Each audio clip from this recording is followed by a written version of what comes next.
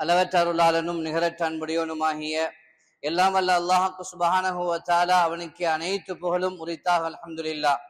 ஸலாத்துன்னும் கருணையும் ஸலவாத்துன்னும் ஈடேற்றமும் சத்திய திருத்தூதர் சன்மார்க்க போதகர் சர்தார் ஆலம் என் உயிரின் மேலான முஹம்மது முஸ்தபா ஸல்லல்லாஹு அலைஹி வஸல்லம் அன்னவர்கள் மீதிலும் அன்னாருடைய வாழ்க்கை வழிமுறைகளை தன்னுடைய வாழ்க்கையின் அடிச்சுவடுகளாக எடுத்து நடந்த உத்தம சஹாபாக்கள், தாபிஈன்கள், தபோ தாபிஈன்கள், கியாமத்துடைய நாள் வருகின்ற வரைக்கும் வரக்கூடிய முஃமினான ஆண்கள் பெண்கள் அனைவர்கள் மீதிலும் அல்லாஹ்வினுடைய சாந்தியும் சமாதானமும் என்றென்றும் உண்டாவதாக. அல்ஹம்துலில்லாஹ். புனிதமிக்க ஜும்ஆவுடைய கடமை நிறைவேற்றுவதற்காக வேண்டி அல்லாஹுடைய மாளிகையில் வந்து அமர்ந்திருக்கும் அல்லாஹுடைய நல்லடியார்களே, என் அன்பின் இஸ்லாமிய சகோதரிகளே, எல்லா நிலைமைகளிலையும் அல்லாஹு ரப்புல் ஆலமீன் எவைகளை எடுத்து நடக்குமாறு ஏவி இருக்கின்றானோ அப்படியாப்பட்ட ஏவல்களை தன்னுடைய வாழ்க்கையில் முழுமையாக எடுத்து நடக்குமாறும், எவைகளை விலகி தவிர்ந்து கொள்ளுங்கள் என்று அல்லாஹ் தடை கட்டளை பிறப்பித்திருக்கிறானோ அப்படியாப்பட்ட விலக்கல்களை தன்னுடைய வாழ்க்கை விட்டு முற்றும் முழுதாக விலகி தவிர்ந்து கொள்ளும்படி முதற்கன் எனக்கும் அப்பால் உங்களுக்கும் தக்வாவை கொண்டு வசீஹத்தும் நசீஹத்தும் செய்து கொள்கிறேன். அன்பிற்குரிய அல்லாஹ்வின் அடியார்களே, ஹஜ்ஜுடைய காலங்கள் முடிவடைந்து விட்டால், ரமலானுடைய காலம் முடிவடைந்து விட்டால், எங்களுடைய ஊர்களிலே அதிகமாக நடைபெறக்கூடிய ஒன்றுதான் திருமணங்களாக இருந்து கொண்டிருக்கிறது. எங்களுடைய ஊர்களிலே நாம் இதற்கு பின்னால்தான் அதிகமானவர்கள் திருமண வைபவங்களை வைத்திருப்பார்கள். ஹஜ்ஜுடைய பெருநாள் முடியட்டும் என்று சொல்லி அதற்கு பின்னால திருமணங்களை வைத்துக் கொள்வோம் என்று சொல்லி நிறைய இடங்களிலே திருமண வைபவங்கள் நடைபெறுவதை நாங்கள் பார்க்கிறோம். இஸ்லாம் ஒரு வகையான திருமணத்தை சொல்லி இருக்க, நாம் இன்னொரு வகையான திருமணத்தை செய்து கொண்டிருக்கிறோம். இஸ்லாத்துடைய பார்வையில் திருமணம் என்பது, நிக்காஹ் என்பது எவ்வாறு நடைபெற வேண்டும் என்பதை இஸ்லாம் வலியுறுத்தியிருக்கிறது. அந்த முறைகளிலே கிடையாது.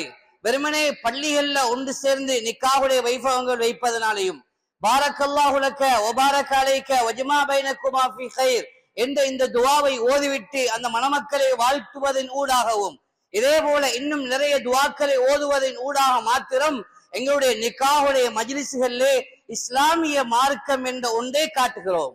கண்ணியமானவர்களே, அது அல்லாத இடங்களில் அது முடிந்து விட்டால் அந்த மஜ்லிஸ்களில் கூட என்ன யகூதிகள் நசாராக்களுடைய வழிமுறைகளை நாங்கள் திருமணம் என்பதாக செய்து கொண்டிருக்கிறோம். இஸ்லாம் காட்டித்தரக்கூடிய ஒவ்வொரு வழிகளும் அது லேசானது, அது கஷ்டமில்லை. ஆனால் மனிதர்களாகிய நாங்கள் அவைகளை கஷ்டப்படுத்திக் கொள்கிறோம். எனவேதான் இஸ்லாம் பல வகையான விடயங்களை இந்த திருமண வாழ்க்கையினூடாக ஒரு மனிதன் இடையக்கூடிய அடிப்படை அடித்தளம் அந்த திருமணமாக இருந்து கொண்டிருக்கிறது. இந்த அடித்தளம் சீர்கட்டு போய்விட்டால், இந்த அடித்தளத்தை சரியான முறையிலே அவன் சரியான முறையிலே செய்து கொள்ளாவிட்டால், கண்ணியமானவர்களே, அதனூடாக வரக்கூடிய விளைவுகள் எல்லாம் இன்றைக்கு நாங்கள் திருமண வாழ்க்கையிலே பார்க்கிறோம். எத்தனையோ பேர் திருமணங்கள் முடிக்கிறாங்க.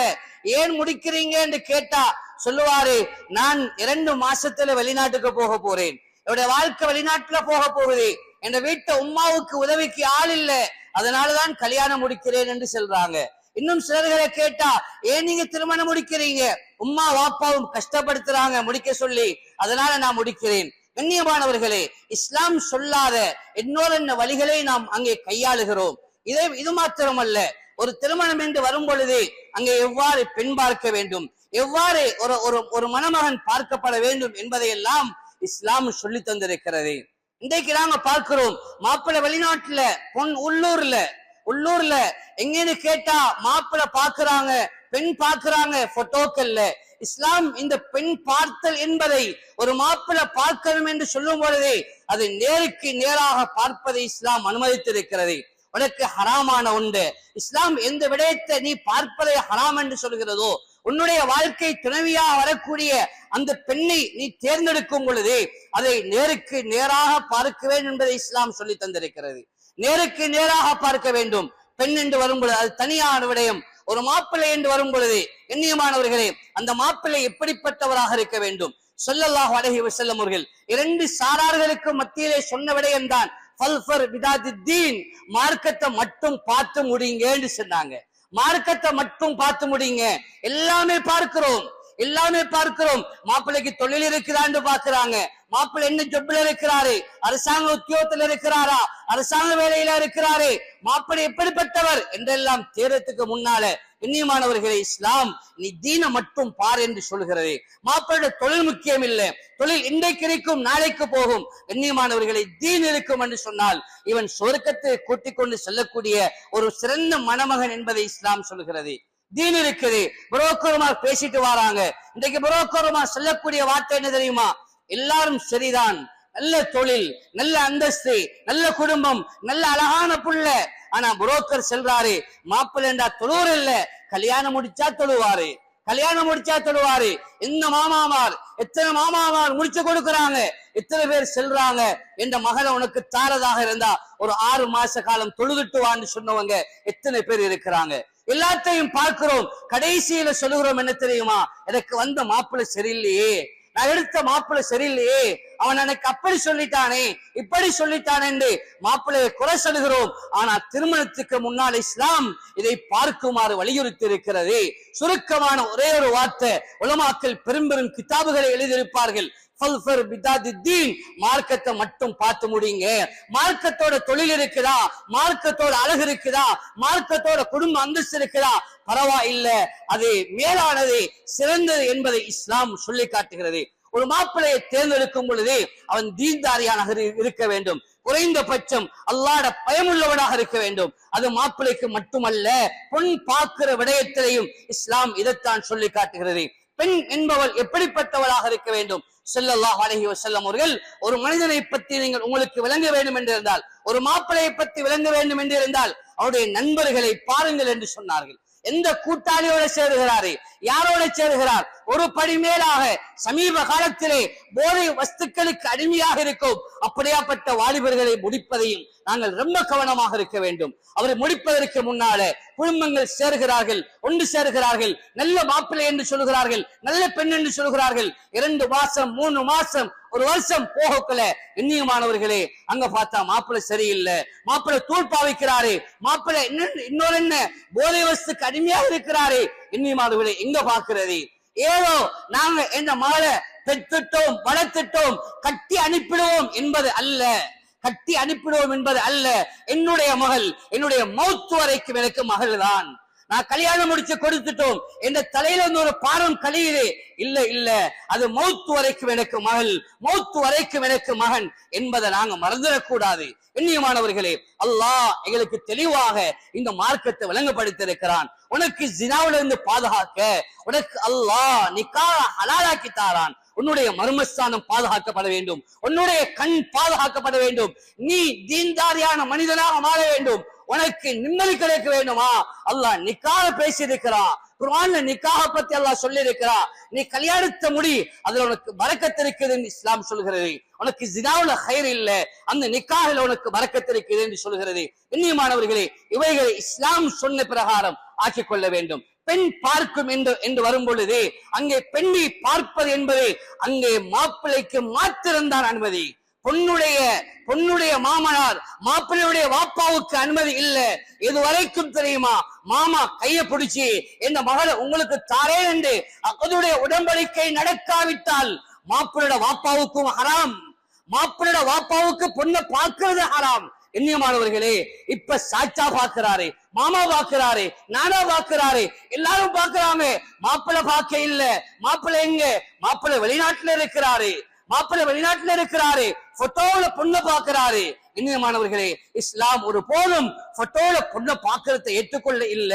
சஹாபாக்கள் நேருக்கு நேராக எந்த அளவுக்கு சொல்றாங்க என்றா, சஹாபாக்கள் ஒரு சட்டி பானை கழுவுற நேரத்துல ஒரு பெண்ணுடைய தோற்றம் எந்த அளவுக்கு இருக்குமோ, அவருடைய அந்த அழகு எப்படி இருக்குமோ, அதே நிலைமையில அவருடைய மனைவியை பார் என்று இஸ்லாம் சொல்லுகிறது. கண்ணியமானவர்களே, ஒரு பெண்ணை பார்க்க போகும் பொழுது அந்த பொம்மையை போல சோடிச்சு வச்சிருக்கிறாங்க. இப்ப ஃபேஷியல் சொல்ல தேவையில்லை உங்களுக்கு. நான் கண்ணியமானவர்களே, அது அழகான முறையில கருப்பா உள்ள பொண்ணை கூட வெள்ளையாக ஆக்கி வச்சிருக்கிறாங்க. இது நான் பார்த்த பொண்ணில்லை என்று அவர் நைட்டுக்கு பின்னால முடிவு செய்யறாரு. கண்ணியமானவர்களே, இது ஒரு மனிதனுடைய வாழ்க்கையை சீரழிக்குது. இதுக்கு யாரெல்லாம் துணிக்கிறீங்களோ, யார் பெண் பார்க்க போறாங்களோ, யார் மாப்பிள்ளை பார்க்க போறாங்களோ, இவங்க இத கவனத்துல கொள்ளுங்க. இல்லைன்னா அத்தனை பாவமும் அவன் செய்யற பதுவா உங்களுக்கும் வந்து சேரும். ஒரு தம்பதிகள் வந்து சொன்ன வார்த்தையை முக்கியமான ஒரு ஆலிம் சொன்னாங்க. சொன்னார். அந்த தம்பதிகள்ல அந்த மாப்பிள்ளை சொல்றாரு, எனக்கிட்ட பெத்தவனும் வந்து எனக்கிட்ட என்னன்னு கேட்க இல்ல, எனக்கிட்ட தந்தவனும் வந்து எனக்கிட்ட என்னன்னு கேட்க இல்ல, 2 பேரும் சீரழிகிறோம், கல்யாணம் முடிச்சோம், எங்களை யாரும் கவனிக்க இல்ல. இன்றைக்கு அப்படித்தான் நாங்க நினைக்கிறோம். கல்யாணம் முடிச்சு கொடுத்துட்டா நான் ஒதுங்கிட்டேன் அல்ஹம்துலில்லாஹ் என்று பெருமூச்சு விடுகிறோம். இல்லை அன்பாண்டவர்களே, அந்த பிள்ளையையும் அந்த மணமகனையும் அந்த மணமகளையும் சுவர்க்கம் கொண்டு போய் சேர்க்கும் வரைக்கும் அல்லாஹ் என்னுடைய உங்களுடைய கைகளை தந்திருக்கிறான். அது எங்களுக்கு பொறுப்பு. நான் அவர்களுக்கு நசீஹத்துகளை செய்யணும். வாழ்க்கையில பல பிரச்சனைகள் சோதனைகள் வரும் பொழுது அவர்களுக்கு உடனடியாக போய் அதற்குரிய வைத்தியங்களை செய்ய வேண்டும். எண்ணியமானவர்களே, அல்லாஹ் இந்த நிக்காகை அழகான முறை ஆக்கி தந்திருக்கிறான். பெண் பார்க்கும் என்ற பொழுது நேரடியாக மாப்பிள்ளையை மட்டும் பார்க்க வைங்க. அது பிடிக்கமான இடம். இஸ்லாம் அதை பார்க்கக்கூடிய இடத்தை கூட இஸ்லாம் தெளிவாக வழங்கப்படுத்திருக்கிறது. அவனுடைய முகத்தையும் கையையும் பார்க்கலாம் என்பதை இஸ்லாம் அங்கு அனுமதித்திருக்கிறது. கண்ணியமானவர்களே, இது அல்லாத எங்கேயும் இஸ்லாம் பார்க்குமாறு சொல்ல இல்லை. பேஸ்புக்ல தொடர்பாகிறோம், வாட்ஸ்அப்ல தொடர்பாகிறோம், ஏதோ ஸ்கூலுக்கு வரப்போகல தொடர்பாகி கொண்டு நம்பர்கள் எடுத்துக்கொண்டு என்னுடைய உம்மா வாப்பா பொண்ணை பார்க்கறதுக்கு முன்னால எத்தனையோ வாலிபர்கள் பொண்ணு பார்த்துட்டாங்க. சொல்றான், உம்மா வாப்பாட்டையும் இந்த பிள்ளைய முடிச்சு தரலேண்டா நான் நஞ்சு குடிப்பேன், நான் சாகுவேன் என்ற நிலைமைகளுக்கு தள்ளப்படுறாங்க. இந்த நிலைமையில உம்மா வாப்பா என்ன செய்வாங்க? கண்ணியமானவர்களே, முதலாவது நாங்க உம்மா வாப்பாமார் எங்கட வாழ்க்கையை சீர்திருத்திக் கொள்ளணும். எங்கட வாழ்க்கையை கொஞ்சம் பார்க்கணும். நான் என்ன நிலைமையில இருக்கிறேன்? நான் பெண்ணோட தொடர்பாக இருக்கிறேனா? கல்யாணம் முடிச்சும் எனக்கு இன்னொரு பெண்ணோட தொடர்பு இருக்குதா? அப்ப எந்த புள்ள இன்னொரு பெண்ணோட தொடர்பாக இருக்கிறதுல எந்த சந்தேகமும் இல்ல. கண்ணியமானவர்களே, என்னுடைய வாழ்க்கை சரியாக இருந்தால் நான் ஆலிமாக இருக்கிறேன், நான் ஒரு தாயாக இருக்கிறேன், நான் ஒரு ஹாஜியாராக இருக்கிறேன். கண்ணியமானவர்களே, இந்த வாழ்க்கை எப்படி இருக்குது? எனக்கும் அல்லாஹுக்கும் மத்தியிலோ தொடர்பு. அல்லாஹ் என்னை உங்களையும் பாதுகாக்க வேண்டும். கண்ணியமானவர்களே, இப்படியான வாழ்க்கைகள் 100க்கு நாங்கள் ஒரு 20% தான் சமீப காலங்களில் பார்க்கிறோம்.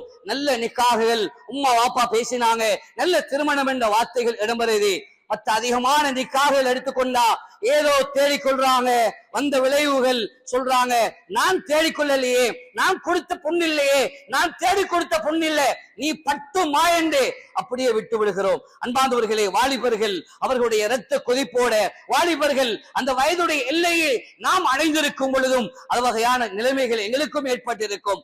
ஆனால் அவர்களை அணுக வேண்டும். அவர்களுக்கு தரபியாவுடைய கிளாஸில் நடக்கப்பட வேண்டும். அவர்களுக்கு புத்திமதிகள் சொல்லப்பட வேண்டும். எண்ணியமானவர்களே, அல்லாஹ் திருந்தத்திற்கு வழியை கொடுப்பான், திருந்துவதற்கு வழியை கொடுப்பான். எண்ணியமானவர்களே, இதுதான் பெண் பார்க்கிறது என்பதை இஸ்லாம் தெளிவாக சொல்கிறது. இது அல்லாத எந்த முறையிலே பெண் பார்த்தாலும் அது பாவமாக இருக்கிறது, அங்கே ஹராமாக இருக்கிறது. ஹராத்தை கொண்டு வந்து நிக்காகளை பூத்துவோம் என்றிருந்தால் எண்ணியமானவர்களே, ரொம்பவும் அந்த வாழ்க்கை சின்ன பின்னப்பட்டு போகிறது என்பதில் சந்தேகம் கிடையாது. எனவேதான் பெண் பார்க்கின்ற விடயத்திலே இஸ்லாம் இவ்வாறான விடயங்களை சொல்கிறது. ஆரம்ப கட்டத்திலேயே நாங்கள் நிக்காகை செய்யும் பொழுது இலகுவான முறையில் இஸ்லாம் காட்டுகின்ற அந்த முறை பிரகாரம் எங்களுடைய நிக்காகுடைய வைபவங்களை அமைத்துக் கொள்ள வேண்டும். நிக்காகுடைய வைபவம் என்பது அதிகமாக நாங்கள் பார்க்கிறோம், மஸ்ஜிதுகளிலே நடைபெறுகிறது, பள்ளி வாயில்களிலே நிக்காவுடைய வைபவங்களை நடத்துகிறோம். எண்ணியமானவர்களே, அங்கே வரக்கூடிய வலியுடைய பிரச்சனை இருக்கிறது. சமீப காலங்களில் நாங்கள் பார்க்கிறோம், இந்த வலி என்பது யார் வழியாக வர வேண்டும் என்ற சட்ட திட்டங்கள் எங்களுக்கு முன்னால் வைக்கப்பட்டிருக்கிறது. வக்ஃப் சபையின் ஊடாக, இலங்கை ஜம்மியத்துல் உலமாவின் ஊடாக இந்த விடயங்கள் எல்லாம் எங்களுக்கு முன்னாலே வைக்கப்பட்டிருக்கிறது. வலி என்பது சொந்த பிள்ளைக்குத்தான் அவர் வழியாக வர வேண்டும். வலியுடைய சட்டம் இருக்கிறது. யார் ஒருவர் ஒரு பிள்ளையை வளர்க்கிறார் என்று இருந்தால், உதாரணமாக ஒருவர் சின்ன வயசுல இருந்து ஹாஸ்பிட்டல்ல புள்ள பிறக்கிற நேரத்துல, குறிப்பாக இன்னும் சொல்ல போனா ஹாஸ்பிட்டல்ல புள்ள பிறக்கிற நேரத்துல பிள்ளைய மாத்திட்டாரு. ஒரு அந்நிய பொம்பளையுடைய பிள்ளைய தேவை, எனக்கு ஒரு பொம்பளை புள்ள இல்லைன்னு ஒரு பொம்பளை பிள்ளைய மாத்தி எடுத்துட்டாரு. இப்ப இந்த புள்ள வளர்ந்து பெருசாகுது. இவருக்கு நான் உன்னுடைய வாப்பா இல்லைன்னு சொல்றது வெட்கம். உம்மாவுக்கும் தெரியா, உம்மா நினைக்கிறா இது எந்த புள்ளை என்று. ஆனா வாப்பாவுக்கு தெரியும், அந்த மிஸ்ஸுக்கு தெரியும், இது இந்த புள்ளை இவருடைய புள்ளை இல்ல, இது இவர் வளர்த்த புள்ளை. வளர்த்த பிள்ளைக்கு வழியாக வர முடியாது, வளர்ப்பு பிள்ளைகளுக்கு வழியாக வர முடியாது. உதாரணமாக உங்களுடைய மனைவி அந்த பிள்ளைக்கு பால் ஊட்டி இருந்தால் அந்த பால் ஊட்டுதலின் ஊடாக அந்த பிள்ளையை பார்க்கலாமே தவிர அந்த பிள்ளைக்கு யாரும் வழியாக வர முடியாது. மாற்று மதத்தை சேர்ந்த பிள்ளையாக இருக்கும் என்றிருந்தால் அந்த பிள்ளைக்கு வழியாக வரக்கூடியவர் அந்த ஊருடைய காதியார் என்பதை மறந்து விடாதீர்கள். கண்ணியமானவர்களே, நிறைய பேர் இதை மறைக்கிறாங்க, சொல்ல முடியல என்று சொல்லி வெக்கத்தை விட்டுறாங்க. ஒரு நிக்காஹுடைய வைபவத்துல மாமாவை கூப்பிட்டு கேட்கிறேன், உங்களோட சொந்த பிள்ளையா இது? நீங்க வழி சொல்ல போறீங்க, நீங்க வழிகாரர், இது உங்களோட சொந்த பிள்ளையா? அவர் கேட்டார், ஏன் அப்படி கேட்கிறீங்க? இல்ல, சில நேரம் இந்த பிள்ளை நீங்க எடுத்து வளர்த்து இருக்கலாமே. அவர் என்ன காதுக்குள்ள சொன்னாரு, ஆமா ஹசரத், இந்த பிள்ளையை நான் வளர்த்து இருக்கிறேன். கண்ணியமானவர்களே, அப்படியாப்பட்ட நிலைமை உண்டாகும் பொழுது அந்த நிக்காக நிப்பாட்டப்பட்டு அதுக்கு பின்னால காதியாருடைய வழி வாங்கப்பட்டு தான் அந்த நிக்காவுடைய வைபவங்கள் நடக்குது. கட்டாயம் மஸ்ஜிதுடைய நிர்வாகிகள் இதை கொஞ்சம் அவதானம் எடுத்து கேளுங்க, இது உங்களோட சொந்த புள்ளதானான்னு கேட்டுக்கொள்ளுங்க. இரண்டாவது, சவுதியுடைய உலமாக்கள் ஒரு ஃபத்வாவை வழங்கியிருந்தார்கள்.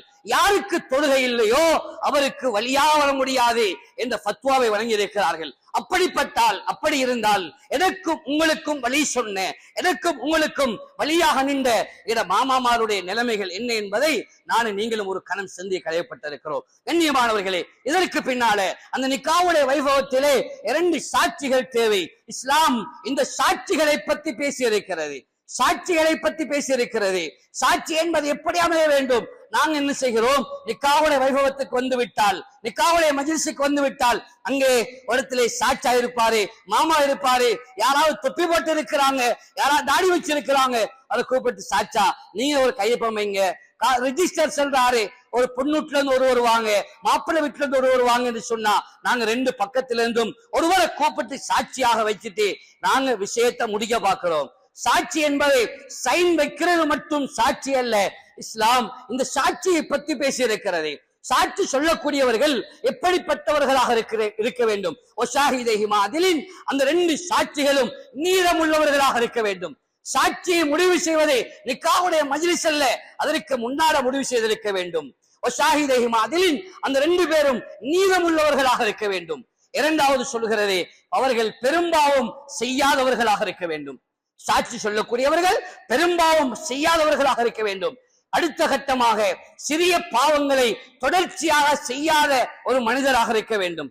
உதாரணமாக இந்த நிக்காவுடைய மஜ்லிஸுக்கு வாரத்துக்கு முன்னால ஒரு சாட்சி சொல்லக்கூடியவர் அவர் போய் அந்த வீட்டுல கேட்கிறாரு, அந்த பெண்ணை பார்த்து கேட்கிறாரு, மகள் உங்களுக்கு இந்த கல்யாணத்துல விருப்பமா என்று கேட்கும் பொழுது அந்த புள்ள சொல்றா, எனக்கு விருப்பம் இல்ல, எந்த வாப்பாவும் உம்மாவும் கஷ்டப்பட்டு வற்புறுத்தி என்ன கல்யாணம் முடிக்க வைக்கிறாங்க என்று சொன்னால் இவருக்கு ஃபர்லாக்கப்படும், இந்த சாட்சிக்கு ஃபர்லாக்கப்படும். என்ன தெரியுமா? இவர் நிக்காவுடைய மஜ்லிஸுக்கு வந்து சொல்லுவாரு, இந்த நிக்காஹ்ல இந்த பெண்ணுக்கு விருப்பம் இல்ல என்று சொல்வதே இவருக்கு ஃபர்லாக்கப்படும். இதுதான் சாட்சி என்று சொல்றது. சாட்சி சொல்லக்கூடியவங்கள நிபந்தனை இதுதான் என்பதை இஸ்லாம் வலியுறுத்தியிருக்கிறது. எனவேதான் கண்ணியமானவர்களே, சாட்சியை முடிவு செய்யணும். இப்ப இல்ல, நிக்காவுடைய மஜ்லிஸுக்கு வந்து இல்ல, அதற்கு முன்னால வருவதற்கு முன்னால் நாங்கள் நிக்காவுடைய அந்த விடயத்தை சாட்சிகளை முடிவு செய்து கொள்ள வேண்டும் என்பதை இஸ்லாம் வலியுறுத்தியிருக்கிறது. எனவேதான் தொழக்கூடியவர்களாக இருக்கலாம், அவர்கள் தாடி வைத்தவர்களாக இருக்கலாம், தொப்பி போட்டவர்களாக இருக்கலாம், என்றாலும் அவர்களுக்குரிய நிபந்தனைகளை இஸ்லாம் இந்த முறையிலே சொல்லியிருக்கிறது. அந்த முறைகளை கவனிக்கும் பொழுதுதான் அந்த நிக்காவுடைய மஜ்லிஸ்கள் பூர்த்தியாக்கப்படும். அடுத்ததாக நிக்காவுடைய வைபவங்கள் இருக்கிறது. அந்த வைபவங்களை பொறுத்தவரையில் நாங்கள் பள்ளி என்னும் பார்க்காமல் எல்லோருடைய கையிலையும் போன் இருக்கிறது. எல்லோரும் என்ன செய்வார்கள்? கேமராவுக்கு அங்கே முகம் கொடுக்கிறார்கள், மாப்பிள்ளையை போட்டோ பிடிக்கிறார்கள், அங்குள்ள உலமாக்களை போட்டோ பிடிக்கிறார்கள். கண்ணியமானவர்களே, நாங்கள் எல்லோரும் இந்த போட்டோவுக்கு எங்கேயாவது இருந்து ஒரு மூலையில ஒரு முடுக்கில ஆதாரத்தை தேடி எடுத்தாலும் இது ஃபத்வாவை எடுத்துக்கொள்ளேலும், ஆனா தக்குவா இல்ல. சஹீஹான ஹதீஸ் வருகிறது. கண்ணியமானவர்களே, யார் ஒரு உருவப்படுத்த வரைகிறாரோ அவர் நாளைக்கு மறுமையில அதற்கு ரூஹ் கொடுக்க வேண்டி வரும் என்று அது சஹீஹான ஹதீஸாக இருக்கிறது. போட்டோ பிடிக்கக்கூடியவங்க, கண்ணியமானவர்களே, நீங்க பள்ளியுடைய நிர்வாகம் சொல்லுங்க, இது நிக்காஹுடைய மஜ்லிஸ். அது முதலாவது, அது ஒரு சுன்னத்தை நிறைவேற்றுகின்ற ஒரு ஹக்கான ஒரு வாஜிபான ஒரு சுன்னத்தை நிறைவேற்றுகின்ற ஒரு மஜ்லிஸ். இந்த இடத்திலே போட்டோ பிடிக்காதீங்க, பயப்படாம சொல்லுங்க, அதுக்குத்தான் நாங்க நிர்வாகம் என்று சொல்றோம். அடுத்த கட்டமாக அப்படி செய்யும் பொழுது அவர்களுக்கு எதிராக நீங்க நடவடிக்கை எடுக்க பாருங்க. சில ஊர்கள் இருக்குது, உங்களுக்கு சொல்ல போனா முஸ்லீம்கள் பெரும் பான்மையாக வாழக்கூடிய பகுதிகள் அல்ல, அவர்கள் சிறுபான்மை முஸ்லீம்கள் வாழக்கூடிய பகுதிகள், மாற்று மதத்துடைய மக்களுக்கு மத்தியிலே ஒரு மஸ்ஜிதை கட்டி வைத்துக் கொண்டு அவர்களுடைய ஊரை ஒரு கட்டமைப்புக்குள் வைத்திருக்கிறார்கள். தைரியமான நிர்வாகம் இருக்கிறார்கள். கண்ணியமானவர்களே, இதை நீங்க வெளிப்படுத்துங்க. உலமாக்கள் அணுகி இதை கேளுங்க. இது நான் செய்யறது சரிதானான்னு கேளுங்க. போட்டோ பிடிக்கணுமான்னு கேளுங்க. கண்ணியமானவர்களே, தக்வாவுடைய உலமாக்கள் அணுகுங்க. கட்டாயம் இதை பேணுதலாக வலியுறுத்துங்க. இதுல ஃபத்வாவை ஏதோ ஒரு சந்தர்ப்பத்துக்கு எடுத்தாலும் எனக்கு முன்னால வாழ்ந்த மிக முக்கியமான உலமாக்கள், பெரும் உலமாக்கள் கூட ஐடி கார்டு கூட போட்டோ எடுக்க இல்லை. ஐடி கார்டு கூட போட்டோ எடுக்க இல்லை. அந்த அளவுக்கு சுத்தமானவர்களாக இருந்திருக்கிறார்கள். தக்வா என்பது வேறு, ஃபத்வா என்பது வேறு. கண்ணியமானவர்களே, அது உலமாக்கள் அணுகி நான் நிக்காவுடைய மஜ்லிஸ் செய்ய போறேன், இப்படி ஒரு காரியத்தை செய்யலாமா என்று கட்டாயம் படிக்கிறதே ஃபர்ல் ஐனாக இருக்கிற என்பதை உலமாக்கள் வலியுறுத்தி இருக்கிறார்கள். கண்ணியமானவர்களே, நிக்காவுடைய மஜ்லிஸ்கள்ல எவ்வளவு லேசான முறையில் சிம்பிளாக எவ்வளவு அழகாக அந்த நிக்காவுடைய மஜ்லிஸை செய்து கொள்ள முடியுமோ அந்த அளவுக்கு செய்து கொள்ளுமாறு இஸ்லாம் வலியுறுத்தி இருக்கிறது. இன்னைக்கு நாங்க பெரிசா செய்யணும், பெரிசா அழைப்பிக்கணும். சென்ற வருஷம் மூத்த புள்ளட கல்யாணத்துல பேசாத நானா 2வது கல்யாணத்துக்கும் வரையில்லை என்று நாங்க பார்க்கிறோம். கல்யாணத்துக்கு சொல்ல இல்லை என்று எத்தனையோ பேர் நாள் கணக்கில மாச கணக்கில குடும்ப உறவுகளை துண்டிச்சு வாழ்றாங்க. இனியமானவர்களே, இதுவெல்லாம் பெரிய ஒரு காரியம் அல்ல. நாங்க தைரியமாக சொல்லுவோம், கல்யாணம் நடக்கணும். ஒரு புள்ளட வாழ்க்கை, நான் வந்தாலும் சரி வராவிட்டாலும் சரி பரவாயில்ல, நீங்க நல்ல முறையில நிக்காக நடத்தி வைங்க என்று சொல்லணும். அப்துல் ரஹ்மான் இப்னு அவுஃப் ரலியல்லாஹு அன்ஹு அவர்கள் திருமணம் முடிக்கிறார்கள். நபிக்கே தெரியல கல்யாணம் முடிக்கிற என்பதை ஸல்லல்லாஹு அலைஹி வஸல்லம் கூட இருக்கிறாங்க. எவ்வளவு இரக்கமான நபி, நபிக்கே தெரியாது. அந்த அளவுக்கு தான் திருமணம் முடிச்சாங்க. யா ரசூலல்லாஹ், என்ன அப்துல் ரஹ்மான் உங்கள்கிட்ட ஒரு மாற்றத்தை பாக்குறேன்னு சொன்னாங்க. யா ரசூலல்லாஹ், நேற்றிரவனுக்கு திருமணம் நடந்துச்சு. ஸல்லல்லாஹு அலைஹி வஸல்லம் ஏன் என்ன கூப்பிடல, நான் ஒரு நபி இல்லவா என்ற வார்த்தையை சொல்ல இல்ல. ஸல்லல்லாஹு அலைஹி வஸல்லம் அப்துல் ரஹ்மான் ஒரு ஆட்டை அறுத்து வலிமா சாப்பாடு கொடுங்க என்று சொன்னாங்க. கண்ணியமானவர்களே, இதனுடைய மிக முக்கியமானவைகள் இதுதான், வேற எதுவும் இதற்குள்ளாட இல்ல. நான் சொல்லக்கூடிய ஒவ்வொரு விடயங்களும் இது இஸ்லாம் சொல்லக்கூடிய முறைகள் என்பதை மறந்து விடாதீர்கள். மகர் கொடுக்கிறது என்பதை நாங்கள் எவ்வளவுக்கு மகர் கொடுக்கணும் என்பதை இஸ்லாம் வலியுறுத்தல்ல. நாங்கள் இஸ்லாமிய நாடுகள் இல்ல. என்னுடைய நாடு இஸ்லாமிய நாடாக இருக்கும் என்றிருந்தால் ஒரு பெண் கேட்கக்கூடிய மகர் தொகைதான் அங்கே மகராக நியமிக்கப்பட வேண்டும். ஆனால் எங்களுடைய நாட்டில் அப்படி சட்டம் இல்லை. முந்தைய ஒரு காலம் 101 ரூபா 1001 ரூபா மகராக கொடுத்தவங்க எத்தனையோ பேர் இருக்கிறாங்க. அது ஏன் அந்த ஒரு ரூபாயை சேர்த்தாங்க என்பதை இன்றைக்கு வரைக்கும் நிறைய உலமாக்களுக்கு தெரியாது. கண்ணியமானவர்களே, அது உலமாக்கள் சொல்றாங்க அது ஒற்றைப்படை என்பதற்காக வேண்டி முன்னோர்கள் சேர்த்திருக்கலாம். ஆனால் ஒரு ஒரு ஒரு ஒரு அவனுக்கு அவள் அந்த பெண்ணுக்கு கொடுக்கக்கூடிய அந்த மகனுடைய தொகை என்பதை பூர்த்தியான முறையில் கொடுக்கப்பட வேண்டும். அதிலே கடன் வைக்க கூடாது. சிலர்கள் மகனுடைய பணம் என்பதை அது அவனுக்கு சொந்தமானது எந்த ஒரு பிரச்சனையுடைய கட்டத்தில் கூட அவனாகவே முன்வந்து இந்த நகையை தூக்கி இந்த காசை நீங்க எடுங்க, நான் உங்களுக்கு ஹலாலாக தாரேன் என்று அவள் மனம் விரும்பி தந்தாலே தவிர, கண்ணியமானவர்களே, அதல்லாத எல்லா வகையிலையும் நிறைய பேர் இன்றைக்கு நாங்க பார்க்கிறோம் நகையை போடுறாங்க. ஆனால் இன்றைக்கு சில மஸ்ஜிதுகள் அவதானிக்கிறாங்க 2 பவுண்ட் நகை அவர் மகராக கொடுக்கிறார் என்றிருந்தால் அந்த மகர் பார்க்கப்பட வேண்டும், அதனுடைய அந்த துண்டுகள் எடுக்கப்பட வேண்டும். இது சிறிதானா, உண்மையிலேயே இது 2 பவுண்ட் இருக்கிறதா என்பதை ஆய்வு செய்து கொள்ள வேண்டும். கண்ணியமானவர்களே, அந்த நிக்காவுடைய மஜ்லிஸுக்கு சொந்தமானவர்கள் இவைகளை ஆய்வு செய்து அந்த மகருடைய தொகை சரியான முறையிலே கொடுக்கப்பட வேண்டும் என்பதை இஸ்லாம் வலியுறுத்தி இருக்கிறது.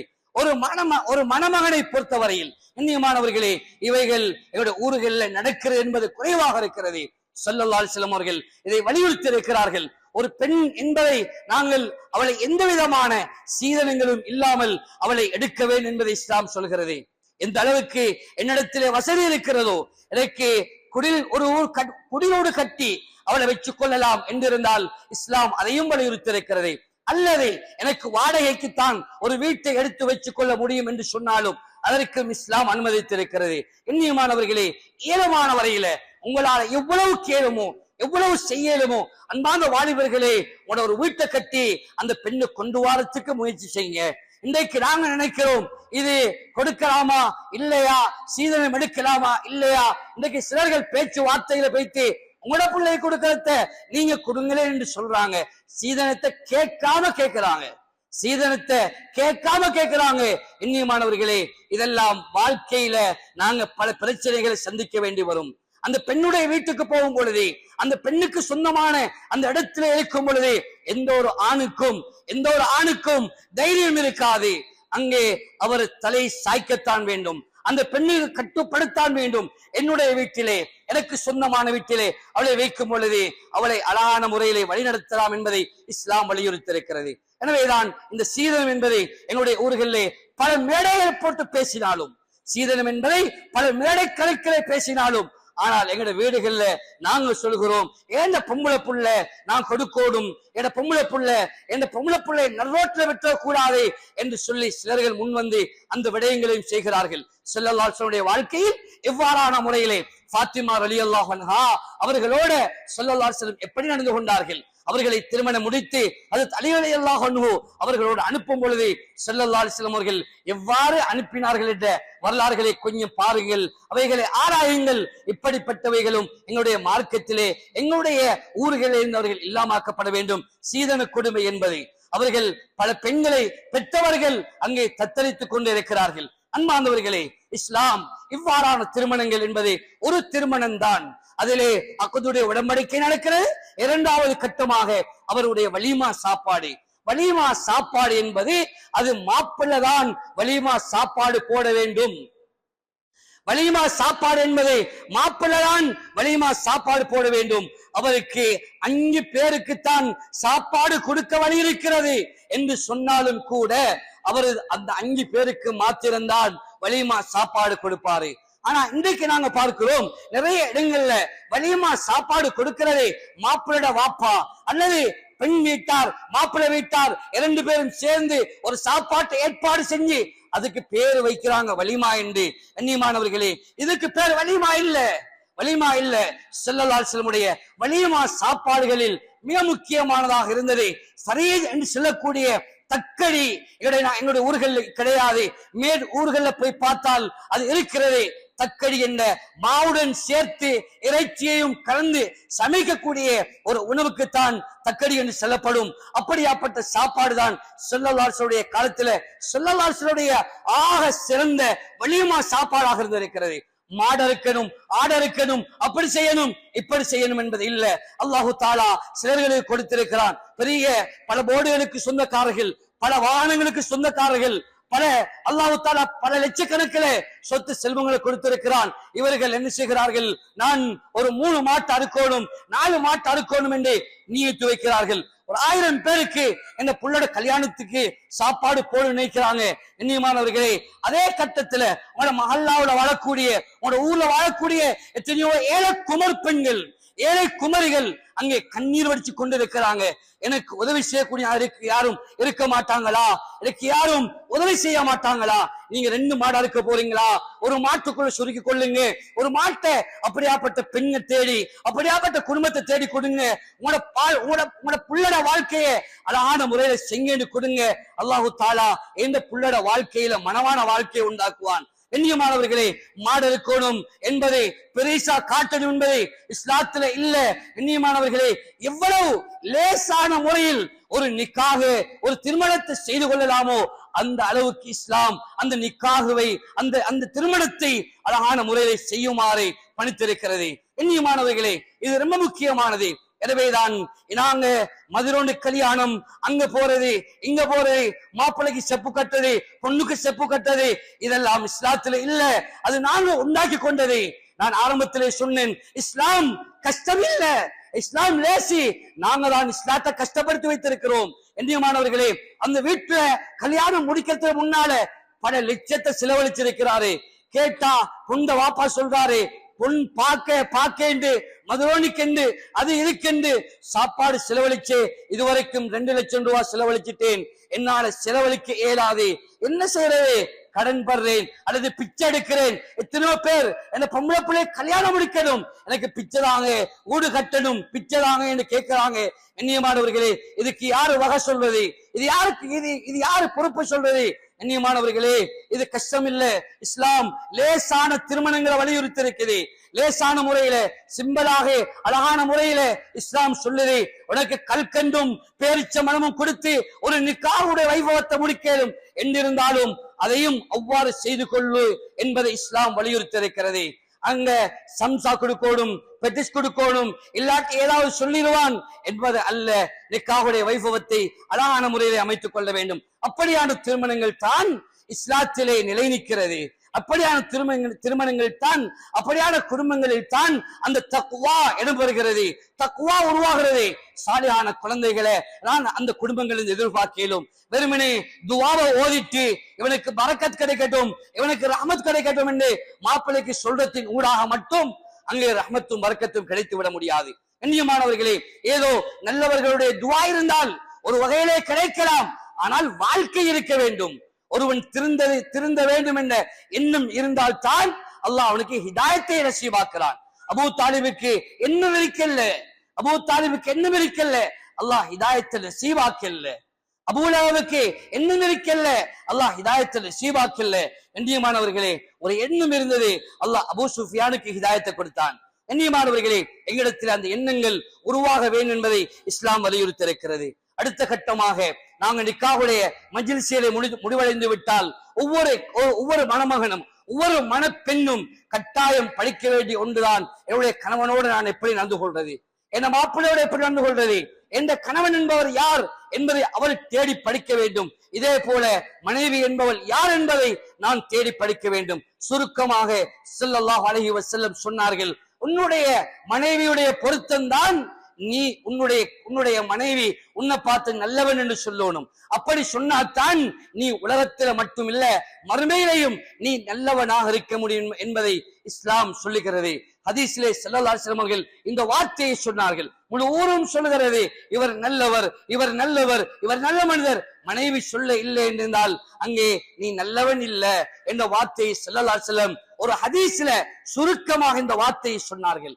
இரண்டாவதாக ஒரு பெண்ணை பார்த்து ஸல்லல்லாஹு அலைஹி வஸல்லம் சொல்லும் பொழுது, உன்னுடைய கணவனுடைய காலுக்கு கீழால, உன்னுடைய கணவனுடைய பாதத்துக்கு கீழால், உன்னுடைய கணவனுடைய பொருத்தத்தில தான் உனக்கு சொர்க்கம் இருக்குது என்பதை ஸல்லல்லாஹு அலைஹி வஸல்லம் வலியுறுத்தி இருக்கிறார்கள். பாத்திமா ரலியல்லாஹு அன்ஹா அவர்கள் ஒருமுறை ஹஜ்ரத் அலி ரலியல்லாஹு அன்ஹு அவர்களை பார்த்து, ஏன் நீங்க கொஞ்சம் தாமதமாகி வீட்டுக்கு வந்தீங்க என்று கேட்கும் பொழுது அலி ரலியல்லாஹு அன்ஹு கோபப்பட்டார்கள், ஆத்திரப்பட்டார்கள். இதை கேட்ட விடயம் பிடிக்கவில்லை. அவர்களுக்கு அமைதியாக இடத்திலே உட்கார்ந்து விட்டார்கள். இப்பொழுது தன்னுடைய கணவன் கோபப்பட்டிருக்கிறார் என்பதை உணர்ந்த பாத்திமா ரலியல்லாஹு அன்ஹா அவர்களை சுத்தி வந்து மன்னிப்பு கேட்டார்கள். சுமார் 70 தடவைகள் சுத்தி வந்தார்கள். இந்த விடயத்தை ஸல்லல்லாஹு அலைஹி வஸல்லம் அவர்களிடத்திலே சொன்ன பொழுது 70வது தடவைகளுக்கு பின்னால அலி ரலியல்லாஹு மன்னித்தார்கள். கண்ணியமானவர்களே, இந்த விடயத்தை ஸல்லல்லாஹு அலைஹி வஸல்லம் அவர்களுக்கு சொன்ன பொழுது ஸல்லல்லாஹு அலைஹி வஸல்லம் சொன்னார்கள், மகள் பாத்திமாவே, நீங்க 69வது தடவையில மௌத்தா வைத்திருந்தால் உங்களுடைய ஜனாசாவை நான் தொழுவிச்சிருக்க மாட்டேன் என்று ஸல்லல்லாஹு அலைஹி வஸல்லம் சொன்னார்கள். கண்ணியமானவர்களே, கணவனுடைய அந்தஸ்து அவ்வளவு முக்கியம், கணவனுடைய அந்தஸ்து அவ்வளவு முக்கியம். இதே போல ஒரு மனைவியுடைய அந்தஸ்து என்று வரும் பொழுது, அவள் விலா எலும்புகளால் படைக்கப்பட்டவள், நீ ஒரேடியாக நேராக்க போனால் அவள் உடைந்துருவாள், தலாக்கில வைத்து முடிஞ்சிடும். அதனால ஸல்லல்லாஹு அலைஹி வஸல்லம் சொன்னார்கள், கொஞ்சம் கொஞ்சமாக அவளுக்கு தர்பியத்தை கொடுங்க, பெண்கள் ஜமாத்துகளை கூட்டிட்டு போங்க, அவளை கொண்டு வைத்து அந்த பெண்ணுடைய தர்பியத்தை உட்கார வைங்க. நீங்க விடிய விடிய பயான் செஞ்சாலும் உங்களோட பயான கேட்க உங்களோட பெண் தயாராக இருக்க மாட்டா. ஆனா வேற இடத்துல பயான் போகுதுண்டா பெண்களுடைய இயற்கை சுபாவம். கண்ணியமானவர்களே, அவர்கள் அப்படிப்பட்டவர்கள் தான். 2 குணங்கள் ஒரு பெண்ணிடத்திலே இருக்கிறது, அது அடிப்படையிலே பிறந்தது, அது காலகாலமாக இருந்து கொண்டு இருக்கத்தான் செய்யும். சொல்லுவார்கள், முதலாவது அவளுக்கு சொந்த புத்தியும் இல்ல, சுயமா இயங்குற புத்தியும் இல்ல. இந்த 2ம் குறைவானவளாகத்தான் அந்த பெண் படைக்கப்பட்டிருக்கிறாள். கண்ணியமானவர்களே, அல்லாஹ் எங்களுக்கு நல்ல புத்தியை தந்திருக்கிறான். அதற்காக அந்த பெண்ணை அடிமைப்படுத்தி அவளை கீழால மிதிக்கிறது, அடிக்கிறது இஸ்லாம் வன்மையாக எங்களுக்கு அங்கே சொல்லித்தர இருக்கிறது. இந்த கட்டத்திலே ஒரு பெண்ணை அடிக்கலாம் என்பதை சொல்லும் பொழுது கூட இஸ்லாம் அதற்கு பல்வேறு வகையான நிபந்தனைகளை இட்டிருக்கிறது. கண்ணியமானவர்களே, ஒரு பெண்ணோடு அழகான முறையில் நடந்து கொள்ள வேண்டும். என்னுடைய சண்டித்தனத்தை, எனக்கு இருக்கக்கூடிய ஆண்மை சக்திகளை நிரூபிக்கிற இடம் ஒரு பெண் அல்ல என்பதை, என்னுடைய வீட்டில் வேலை செய்யக்கூடிய வேலைக்காரிகள் அல்ல அந்த பெண்கள் என்பதை இஸ்லாம் வலியுறுத்தி இருக்கிறது. அர்-ரிஜாலுல் கவ்வாமூன அலன் நிஸா, பெண்களுக்கு தவறுகள் நிர்வாகம் செய்யக்கூடியவர்கள் ஆண்கள். ஆண்கள் யார்? நிர்வாகிகள், தலைவர்கள். ஒரு வீட்டுடைய தலைவர் எப்படி இருக்க வேண்டும்? அவர் பல பக்கத்துல வரக்கூடிய பிரச்சனைகள் மாமி மாமாவினூடாக, உம்மா வாப்பாவினூடாக, மைனியூடாக, மச்சானூடாக வரக்கூடிய பிரச்சனைகளை சமாளிச்சு தன்னுடைய மனைவியையும் சமாளிக்க கூடியவர். அந்த குடும்பத்தை நல்ல கொண்டோலுக்கு அழகான முறையில கொண்டு போகக்கூடியவர் தான் அர்-ரிஜாலுல் கவ்வாமூன அலன் நிஸா. பெண்கள் மீது ஆண்கள் தான் தலைவர்கள் என்று சொல்கிறோம். ஆண்கள் தான் அவர்கள் நிர்வாகம் செய்யக்கூடியவர்கள் என்பவர்கள். இவர்கள் இப்படிப்பட்ட குணமுள்ளவர்கள் என்பதை இஸ்லாம் வலியுறுத்தியிருக்கிறது. எனவேதான் ஸல்லல்லாஹு அலைஹி வஸல்லம் வாழ்க்கை வரலாறுகளை பார்த்து பாருங்கள். ஸல்லல்லாஹு அலைஹி வஸல்லம் அத்தனை திருமணங்களை முடித்தும் கூட அந்த பெண்ணோடு எந்த முறையிலே வாழ வேண்டும், எவ்வாறு நடந்து கொள்ள வேண்டும் என்கின்ற முறைகளை இஸ்லாம் அழகான முறையிலே படித்து தந்திருக்கிறது. வரலாறுகள் சொல்லக்கூடிய நேரம் அல்ல, என்னுடைய ஊர்களில் நடக்கக்கூடிய விடயங்களை கட்டாயம் பாருங்கள். மாமி மாமாவுடைய பிரச்சனை என்னுடைய ஊர்களில் அதிகமாக இருக்கிறது. எத்தனையோ பேருக்கு தலைவலியாக இருக்கிறது. ஒரு பெண் வந்து, ஒரு மாமி எனக்கு சரியான முறையில கொடுமைப்படுத்துறா, எனக்கு கஷ்டப்படுத்துறா என்று சொல்ற நேரம் அந்த பெண்ணுக்கு சொல்லப்பட்டுச்சு, நீங்க பொறுமையாக இருங்க என்று அவ சொல்றா. நான் எவ்வளவுக்கு இயலுமோ அவ்வளவுக்கு பொறுமையாக இருந்துட்டேன். ஆண்ட என்ன மாமியுடைய பிரச்சனை எனக்கு இன்னும் முடியல என்று சொல்றா.